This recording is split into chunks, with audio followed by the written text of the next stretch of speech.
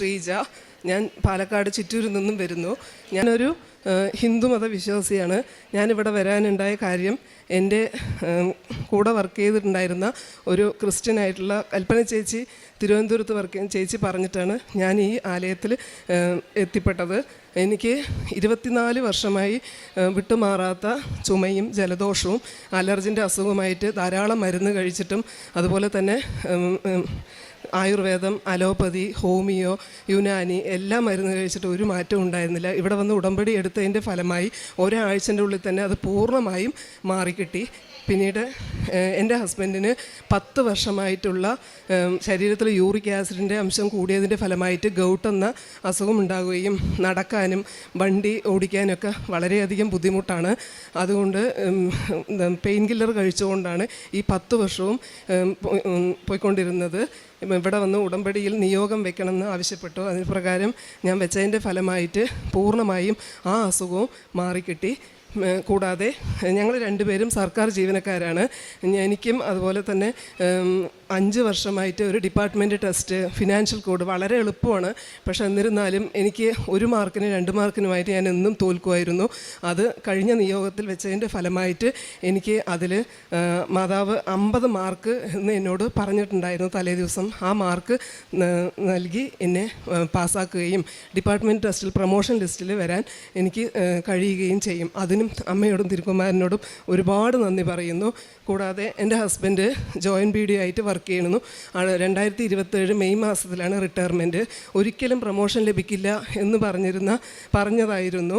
അപ്പോൾ നിയോഗം വയ്ക്കുമ്പോൾ അമ്മ എന്നോട് പറഞ്ഞു, പ്രൊമോഷൻ എന്ന് എഴുതാൻ എന്നോട് ഓർമ്മിപ്പിച്ചിരുന്നു.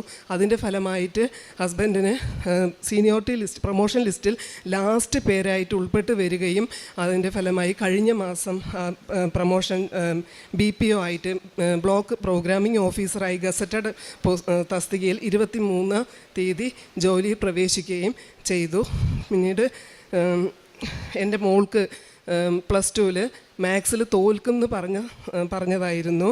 അതിൽ A ഗ്രേഡ് തന്ന് അമ്മയും തിരുക്കുമാരനും ഒരുപാട് ഞങ്ങളുടെ കുടുംബത്തിലും അനുഗ്രഹം തന്നിട്ടുണ്ട്. പ്രേക്ഷിത പ്രവർത്തനമായിട്ട് പറയുന്നത്, ഞാൻ പത്രങ്ങൾ ആദ്യം തന്നെ വീട്ടിൽ നിന്നാണ് പ്രേക്ഷിത പ്രവർത്തനം തുടങ്ങിയത്. എൻ്റെ ഏടത്തേമ്മമാർക്കും കല്യാണം കഴിച്ചു കൊടുത്ത എൻ്റെ ഏട്ടൻ്റെ മക്കൾക്കും മരുമക്കന്മാർക്കും എല്ലാവർക്കും കൊടുത്തു. കൂടാതെ ഓരോ വീടുകളിലും കയറി എൻ്റെ അനുഭവങ്ങൾ പറഞ്ഞ് അവർക്ക് പത്രം കൊടുത്ത് അവരോടൊക്കെ ഞാൻ സംസാരിക്കുമായിരുന്നു. അമ്മയെക്കുറിച്ചും ഈശോയെക്കുറിച്ചും ഞാൻ പറയുമായിരുന്നു. കൂടാതെ ഓഫീസിലും എൻ്റെ കൂടെ വർക്ക് ചെയ്യുന്ന എല്ലാ ജീവനക്കാർക്കും, എനിക്ക് പരിചയമുള്ളവർക്ക് എല്ലാവർക്കും കൊടുക്കുമായിരുന്നു.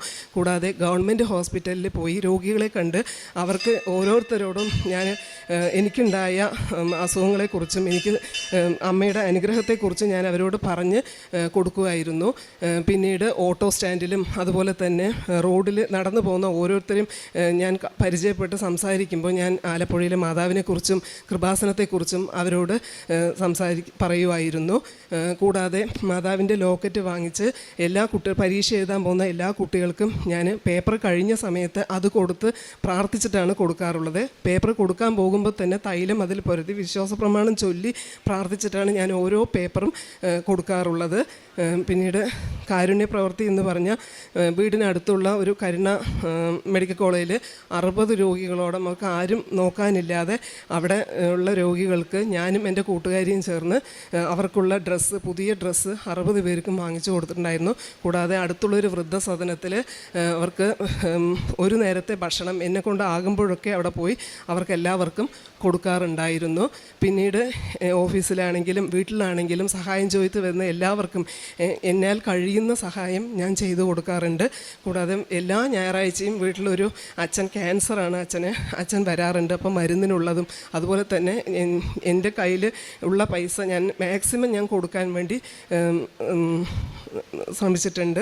ഇത്രയും അനുഗ്രഹങ്ങൾ തന്നിട്ടുള്ള അമ്മ മാതാവിനും തിരുക്കുമാരനും ഞാൻ എന്നും പ്രാർത്ഥിക്കാറുള്ളത്, അമ്മയും എൻ്റെ കൂടെ എന്നും എൻ്റെ അമ്മയും ഈശോയും എൻ്റെ കൂടെ ഉണ്ടാവണം എന്നുള്ള പ്രാർത്ഥന തന്നെയാണ്. ഈ പ്രത്യക്ഷീകരണത്തിൻ്റെ സാക്ഷിയായി ഉയർത്തേന് അമ്മയ്ക്കും തിരുക്കുമാരനും 1000 നന്ദി പറയും.